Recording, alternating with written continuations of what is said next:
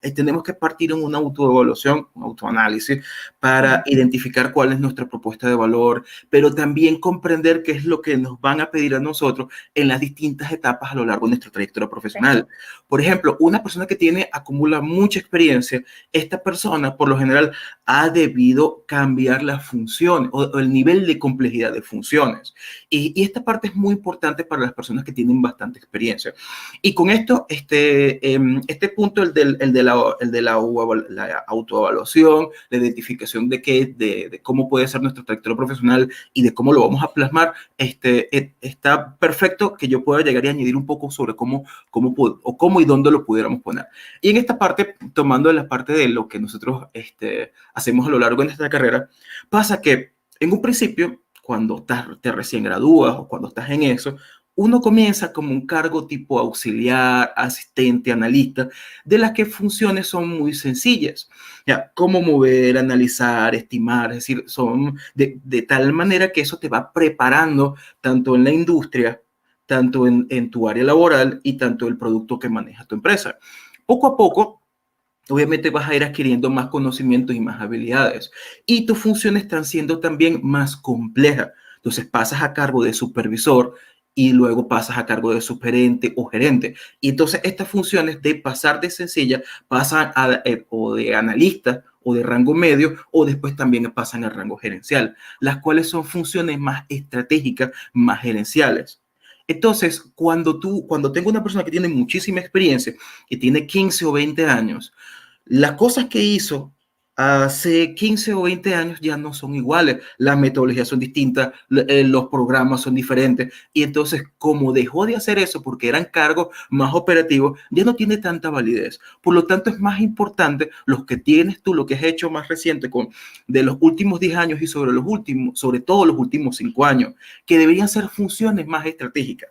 Justamente ahora que lo estás mencionando, también estuve buscando una información por acá sobre elementos que influyen y cómo nosotros pudiéramos representarlos también en nuestro propio currículum. Que casualmente hace cierto tiempo voy a compartir una publicación sobre esta temática. ¿Por qué? Si de repente yo en mi currículum menciono, o sea, soy gerente de logística, ok, pero en vez de poner funciones como, ok, dirijo el departamento, superviso los coordinadores de logística, me encargo de planificar y estimar los KPI y cuestiones así que son más para gerentes, entonces comienzo a decir más funciones operativas, el reclutador va a decir, wow, ¿qué es esto? Entonces va a pensar que tienes un cargo mucho más operativo y que no tienes las funciones necesarias para asumir el cargo en tu categoría, y eso hace que descarten a muchas personas. Déjame ver cómo puedo compartir esta parte por acá, porque lo tengo yo por aquí. Déjame ver acá, porque quiero complementar mucho estas partes. Déjame ver por aquí. Listo, mira, con el ejemplo que te estaba mencionando en un principio, lo de qué es lo que tenemos nosotros que saber reflejar. Cuando comenzamos, nuestras funciones son mucho más operativas, son más sencillas, y poco a poco estas funciones van cambiando a entrar dentro de unas funciones generales y superiores, que serían a nivel superior, ya será alguien como o director de tal departamento. Primero va a estar a cargo de mayor cantidad de personas y sus funciones serían aprobar, asegurar, coordinar, controlar. Por ejemplo, coordinar junto con los demás departamentos o las demás áreas, tales funciones, planificar o aprobar el presupuesto para tal cuestión. Esas son cosas que, por un lado, tienes que decirlas. Y es importante porque así va a ayudar al reclutador a comprender de que estás en la categoría que dice, que menciona. Ahora, no es lo mismo también un gerente de logística en una empresa que en otra. Entonces, aquí estoy metiendo variables, en serio, estas temáticas son complejas. Por ejemplo, en mi empresa, en los que este gerente de logística lo ponen a hacer muchas otras funciones que en otra empresa no son necesarias. Cuando compites en un proceso de selección, compites contra otras personas, pero la empresa necesita una serie de elementos que son a nivel de habilidades duras que va a buscar en tu currículum. Ok, si de repente has sido como gerente de logística y dicen, bueno, en este gerente de logística que yo busco necesita estar a cargo de la parte de importación. y tú nunca has tenido funciones como esta, o si la has tenido, pero no lo dices en tu currículum. Entonces debes asegurarte de estudiar todos aquellos elementos que son necesarios para que lo menciones en tu currículum. Pero entender esto también te va a ayudar inclusive hasta un poco más allá, porque tiene que ver con tu planificación. Si eres un perfil que está como coordinador o sugerente y quieres pasar al cargo de gerente, debes identificar dentro de un cargo de gerente qué es lo que pedirían. Hay funciones que te hacen falta, hay responsabilidades, hay certificaciones, dominios del inglés, que si tú de repente ves que para un director de logística piden que tenga un dominio mínimo de 80% y tú estás en un 60%, necesitas a partir de este punto prepararte para llegar a ese momento. Es decir, hay una mayor cantidad de cosas y donde entra el punto la autoevaluación, el análisis y la preparación de lo que tú vas a hacer a lo largo de tu carrera. ¿Cómo te me lo vas a referir? Haciendo una buena evaluación de qué es lo que buscan, supongamos, tanta cantidad de años de experiencia, en los últimos 3 a nivel gerencial, dominio en tal. Entonces, debes saber cuáles son las cosas que le interesan a los reclutadores para un perfil como el tuyo. Y esto te va a dar muchas respuestas. Karina. Sí, es verdad, o sea, porque es un poco, yo lo que recomiendo, por ejemplo, haciendo esa acotación justamente en el gerente famoso de logística que tú nombraste y el currículum. Porque uno diría, bueno, yo voy a crear un currículum, yo soy gerente de logística, voy a crear un currículum para contar mi historia. La verdad que es un currículum general que a lo mejor le puedo mandar a los headhunters. Si yo voy a postular un cargo específico, yo debería revisar que mi currículum habla de las cosas relevantes para ese cargo que estoy postulando en específico. Pero cuando yo tengo una postulación, yo tengo información de esa postulación, puedo aprender de esa empresa y entender o asumir qué es lo más relevante, o lo puedo leer desde el posting, digamos, al que estoy aplicando, y entender, oye, mira, no sé, conocimiento en este sistema es relevante, yo no tengo tan nombrado mi currículum, lo voy a traer, lo voy a poner en mis competencias clave, voy a hablar de esa experiencia, lo voy a traer, voy a quitar este bullet que tengo acá, voy a agregar esa información. Entonces, yo hablo de que cuando uno está buscando trabajo, por ejemplo, uno tiene que customizar la información para cada caso, y eso es harto trabajo, y la mayoría de la gente no lo hace. La gente tiene un currículum, manda el currículum y muere con él. El currículum es vivo, es un currículum que uno tiene que trabajar para cada persona a la que se lo va a mandar casi customizado. Si yo se lo voy a mandar a un headhunter, a lo mejor a los headhunters tengo un currículum para headhunters, que es más general, que habla de mi trayectoria, donde yo rescato cosas que siento que para los headhunters va a ser relevante. Para cada puesto de trabajo al que voy a postular, yo lo voy a ir a revisar, lo voy a customizar para esa empresa, para ese puesto, y qué les interesa saber de mí, dado que sé o tengo parte de la información de lo que para ellos es relevante. Y hay que saber que no todos los job postings, por lo menos los de empresas grandes, están súper bien descritos, tienen un montón de información de cuáles son las experiencias clave, sistemas clave, competencias clave, y yo puedo efectivamente usar esa información para que las cosas más importantes que hacen referencia a eso estén por escrito en el currículum y no queden a esperar a que llegue la entrevista para podérselas contar. Entonces tienen que hacer ese trabajo de tengo que ir a revisar qué está escrito, y por eso digo que es un proceso que es vivo, o sea, no termina nunca. El currículum no está listo absolutamente nunca. Yo puedo tener una versión hoy y mañana tener otra, la semana que viene tener otra, y esta misma semana puedo haber trabajado con 3 o 4 versiones para las 4 posiciones en las que participé o postulé. Entonces hay que entender que uno tiene que poder entender bien, y como uno tiene un espacio físico como cuadradito, o sea, uno dice que los currículos deben tener hasta 2 páginas, el perfil de LinkedIn no puede tener tanta información que nadie lo vaya a leer, tiene que ser interesante y para que la gente se anime a leerlo. Entonces, no puedo tener toda la información de quién soy yo y qué sé hacer ahí, lamentablemente. Entonces, tengo que escoger qué pongo.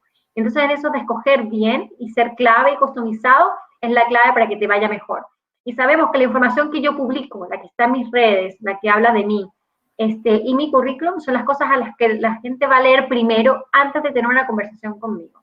Entonces, eso tiene que llamar la atención, tiene que ser bien inclusivo, tiene que ser bien escrito, y tiene que representarme. Muchas veces la gente dice, yo leo un currículum, por ejemplo, y le digo, mira, después de lo que hablamos, tu currículum no te representa, porque yo tenía otra idea de ti desde cuando leí en papel a cuando hablé contigo. Eso significa que tu currículum necesita mucho trabajo, porque yo debería poder discernir quién eres tú en términos de lo más relevante desde que yo leo eso, desde que yo tengo esa pequeña introducción tuya. Entonces tiene que ser congruente. ¿Cómo te presentas tú en términos de qué quieres hacer, qué te interesa y en qué te sería seguir trabajando y lo que está narrado? Yo siento que hay mucha gente que entiende que el currículum habla específicamente de las cosas que yo hice Y no, el currículum debería hablar de las cosas que te interesan hoy hacer.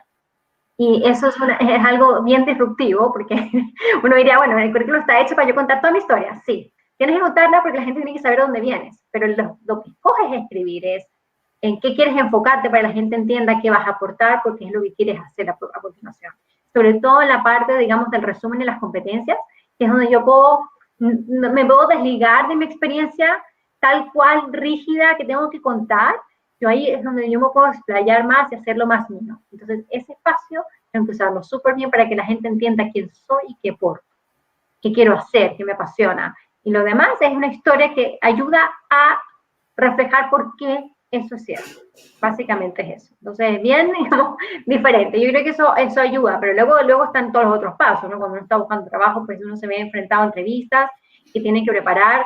Por ejemplo, yo siempre digo que una persona que no ha estado en el mercado de trabajo, es decir, no ha ido a ninguna entrevista laboral en los últimos 10 años, por favor, contrátese un coach y haga, o al menos sienta a alguien de su familia que oigan su historia.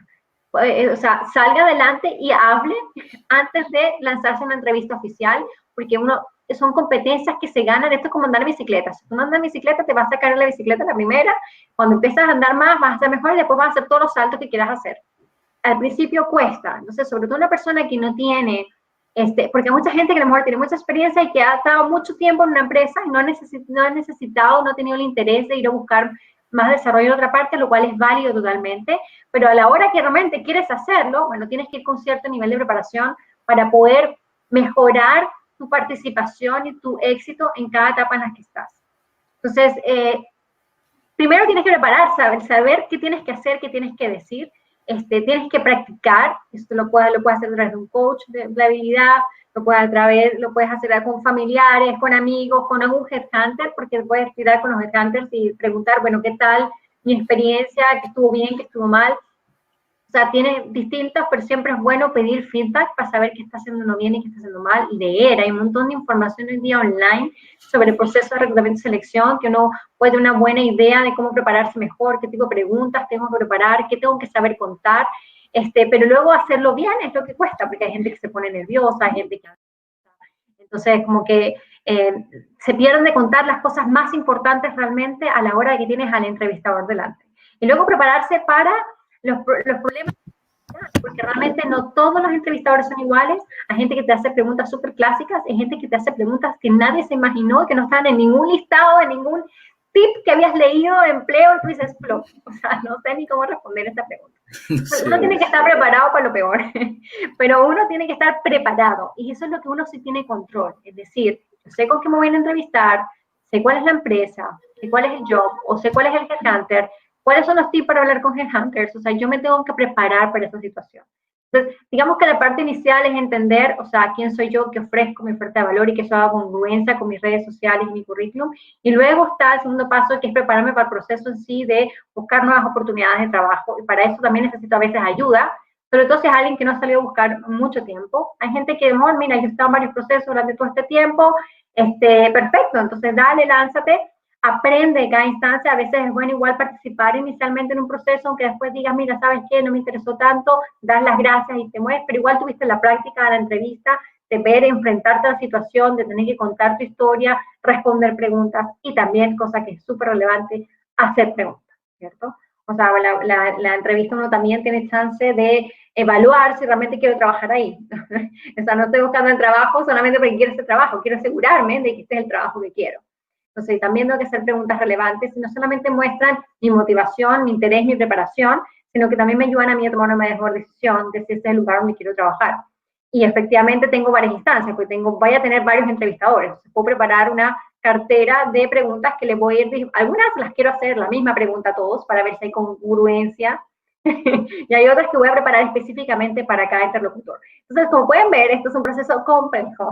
Yo no me puedo lanzar a la piscina y sentir que yo lo domino, sino que tengo que estar consensuadamente preparado para cada una de estas instancias.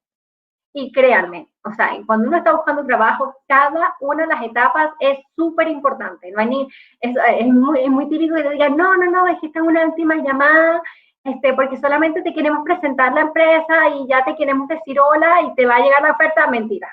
Hasta la última conversación que tienes, e inclusive una carta de oferta, es un momento en el que vas a estar siendo evaluado y va a contar todo lo que hagas o digas durante ese proceso. Entonces, es súper importante mantener una buena planificación, ser congruente con uno mismo y con quién es, ser real, de hacer las preguntas correctas, estar preparado para todas las etapas hasta cuando se entra a la organización. Y eso tiene que ser congruente y sostenido, porque yo no puedo ser una persona distinta a la que entra en la empresa, ¿no? Debería ser congruente quién soy con la persona que efectivamente van a contratar y van a entrar a trabajar.